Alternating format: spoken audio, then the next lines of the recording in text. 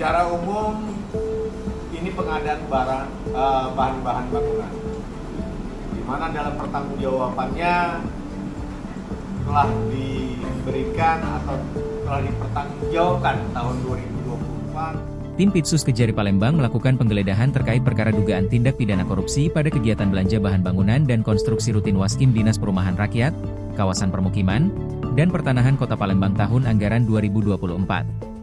Penggeledahan tersebut berlangsung pada Selasa 19 Agustus 2025 di dua lokasi, antaranya Kantor Dinas Perumahan Rakyat, Kawasan Permukiman dan Pertanahan Kota Palembang di Jalan Slamet Riyadi, serta Kantor Dinas Sosial Kota Palembang di Jalan Merdeka.